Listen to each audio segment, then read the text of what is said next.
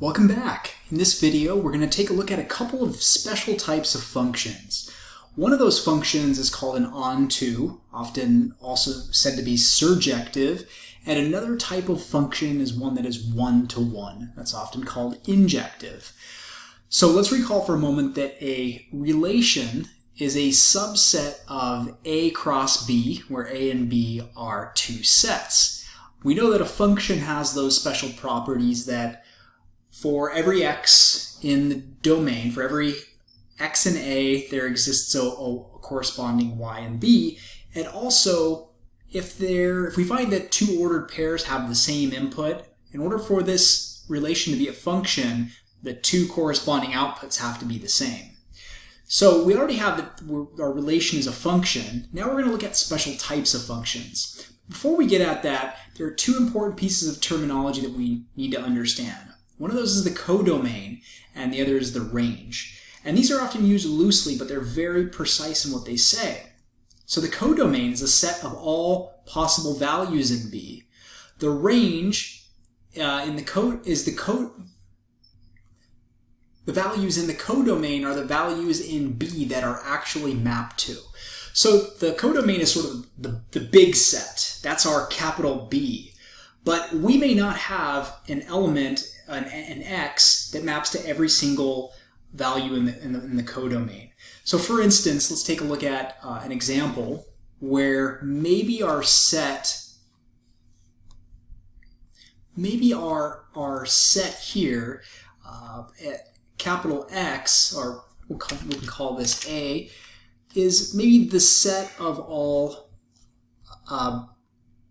variable names in a computer program. And B, let's suppose that is the letter count in the variable name. So what I'm trying to say here is that let's just say we've defined some variables, like we've defined a variable called total, and we've defined a variable called count, and we've defined a variable called add 'em up. Okay, so in these three variables we have letter counts. Letter count, we'll just say letter A count.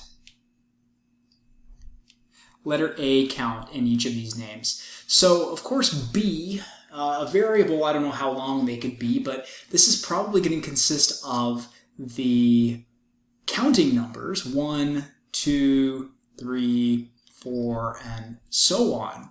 Right? So in this case, our B is really the set of what we would call the positive integers. So we'll write that Z with not an exponent, but a superscript of plus. So that just means the positive integers. So B, which is the positive integers, this is the range.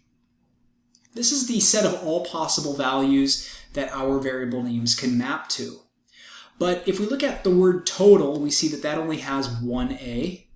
And so that's going to map to 1. Oh, I'm sorry, we also needed to include in here the values 0. 0 and 1. So we'll go ahead and undo that right there. So 0 and 1. Now, we know that the word total has one A in it. So total maps to an output of 1. So if we were keeping track of the variable name and the number of A's in that variable name, total would have 1, right? So our relation would look like this. It would look like total 1, that would be one ordered pair in there, where total comes from the set A, 1 comes from the set B. We look at count, we see that doesn't have any A's in it, so that maps to 0. And add 'em up also maps to 1. Okay, so we have two other ordered pairs in here. We have the word count, so the variable name count, that has 0 A's in it. And finally, we have add 'em up, which has 1 A in it. And that's our relation in this case. Now here we defined we called this our range, but this is actually our codomain. Our codomain is the set of all possible output values that we could have, right? So some variable names could have 50 A's in it, assuming our programming language allows us to have variable names that are 50 characters long. So our codomain is a set of all positive integers and 0.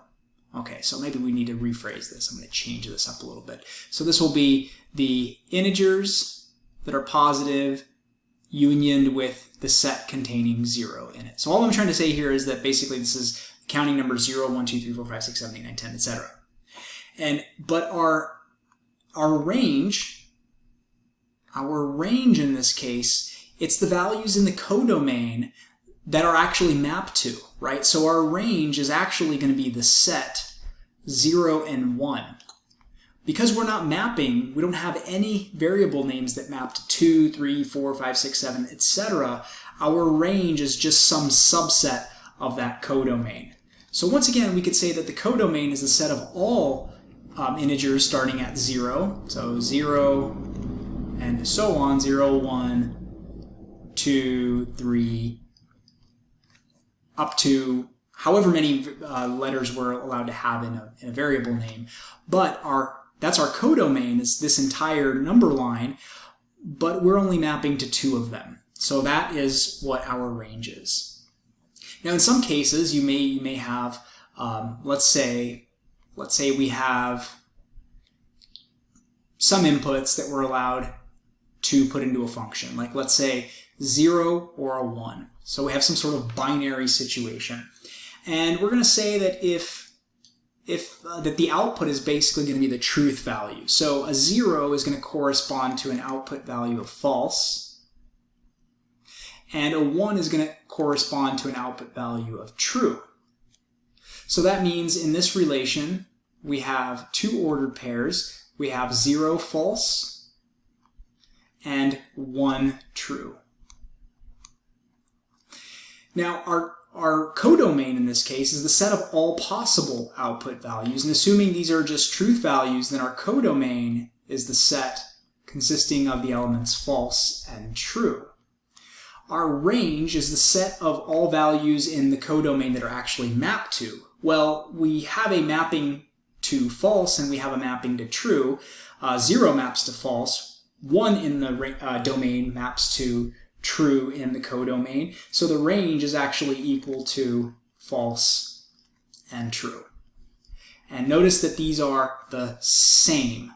The codomain equals the range. Now a function that has this special feature where the codomain is equal to the range is a function called OnetoOne.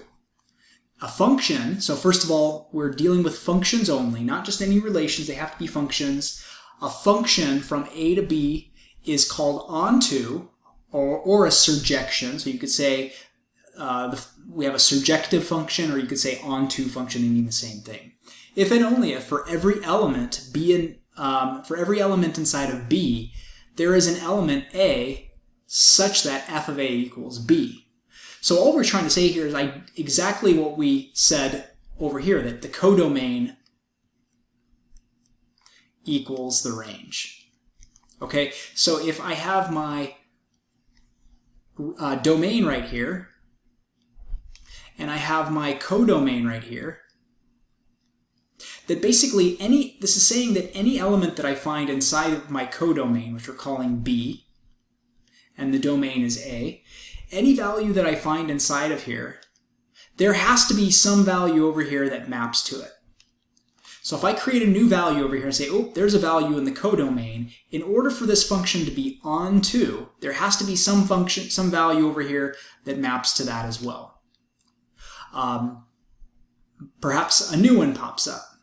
And for this new one, maybe this input within the domain maps to that value in the codomain. So as long as every single value in your codomain is being mapped to by some input in the domain, then you have what's called an onto function. So you basically have to be able to check that if you give me any value of the output, there exists an input value that produces that particular output. So for instance, and let's deal with a mathematical function that if y is equal to x squared plus 2x plus 1, and I say, hey, you know what, x squared plus 2x plus 1, or we'll just do x squared plus 1. That's easier to graph. Let's do that. X squared plus 1 is going to be the parabolic function shifted up 1 unit that looks like this. So its domain is the set of all real numbers. It's from negative infinity to infinity because this parabola opens in both directions infinitely long. The range, however, or the codomain, well, we're basically taking real numbers into this function, x squared plus 1, and then we're outputting another real number. So our codomain in this case would be also from negative infinity to infinity. It would be the set of all real numbers. But notice that the outputs on this function do not go below 1, right? So if I plug in 0 for x, I'll get 0 squared plus 1 is 1. If I plug in 2 or negative 2 for x, I'm going to get y equals 5. So the function only increases starting at y equals 1 and only works its way upwards from there. So my range, the values within the real number system that my inputs actually map to, is only going to be from the interval 1 inclusive, that's why the square brackets, all the way up to infinity. So basically the outputs that I'm going to get when I plug in numbers into this equation are going to be 1 or bigger. So this function is not onto because there exist values in this codomain. For example, if I want to get y equals negative 10, there is not going to be an x that allows that to happen. And you can also prove that, right? You can say that this is not onto. It is a function because it does pass that good old proverbial vertical line test. Every single input will only have one output. But it's not onto because, for instance, as by counterexample, if y is equal to a value that's inside of this codomain, say negative 1, and now I try to solve that equation for x, I'm going to get, let's see, negative 2 equals x squared, which leads to the statement x equals plus or minus the square root of negative 2, and that is non-real. Therefore, since the codomain and the range are not the same, this function would not be onto. Now, one other useful thing is something called a one-to-one function. And this is really what we like the most in mathematics. This is a function that is invertible, meaning that we say that a function is one-to-one. So already we're claiming that this function is such that for every single input there is only one output. But this statement says that it's going to be one-to-one if and only if f of a equals f of b implies that a equals b for all a and b in the domain of f. So what does that mean? That means that the only possible way to have the same output, or the same y as we like to say, the only way to have the same y, to get the output, to get one output twice for inputs of a and b, so maybe f of a produces the same value as f of b, that we're claiming that for this function to be, by definition, one-to-one, then the only way you could yield the same output via two inputs is if those inputs are the same. Only if inputs are the same. So what does that mean? Well, first of all, we have a function, right? So every single input in here is only going to map to one output over here in the range. Let's say that I discover that there are two inputs leading to this output right here. In order for this function to be one-to-one, well, first of all, this is a perfectly valid function because, maybe maybe we'll have one more output over here that this guy maps to. This is a perfectly valid function because this input has exactly one output, this input has exactly one output, and this input has exactly one output. But we're saying that the only way for an output to be achieved 2 different times is if that input is the same. So for instance, if this was an input of 1, and this was an input of 2, and this was an input of 3, then already I could say this function is not on 2, because if this is, let's just say the letter A, and this is the letter B, then I see that f of 1 equals f of 3, and they both equal A, right? They both produce A. However, we're saying that this is going to be a one-to-one function only if those 2 inputs are the same, but the input 1 is not equal to the input 3, therefore not one-to-one. So how could we make this function one-to-one? Well, pretty easily, actually. The only way for this particular function to be considered one-to-one is if we either broke one of these links, or another way would be to say that, let's say that we change this input, and this input was in fact equal to, we'll just say 5/5. Okay, now clearly 5/5 and 1 are the same, but they might appear to be different inputs just based on the description of those values. So we see that f of 1, we do have a repeated y value. F of 1 is equal to f of 5/5. Again, both of those produce an output of A. That is, 1 maps to A and 5/5 maps to A, but also 1 is equal to 5/5. So as long as the 2 inputs that are mapping to the same output are the same 2 inputs, then you have what's called a one-to-one function. Now, in more useful terms, what this is going to mean is that if I have a set of inputs and a set of outputs such that every single input here maps to only one output here as well, like this, let's say it looks like this, then what this means is that I can invert the function. So up here, 1-to-1. Now this is also an example of one-to-one. And one-to-one functions have the special feature that they're invertible. Let me show you what I mean by that before we get into something more formal. Let's say that this is how the mappings occur. So I see that f of 1 is equal to B, f of 2 is equal to A, and f of 3 is equal to C. Now let's suppose that you had some function that you input 1 into and you produce the output of B. So you put 1 into this machine or into your computer code and it output the value B, right? So later on down the road, somehow you use this value, right? You continue to use this value, you continue to use this value, and in the end, somehow you want to return back to the original input that was used, but maybe you didn't keep track of it. So in this case, because you know that B was only mapped to by the value 1, here you applied the function f to the input of 1 to get the value of B. But the beauty of a one-to-one function, this means that you can work backwards, and you can now take B, plug it into a function, which we'll call f inverse. This doesn't mean f raised to the -1. This means f inverse. This function is related to f in that it undoes all of the operations that f did. And what's it going to return? It's going to return a 1.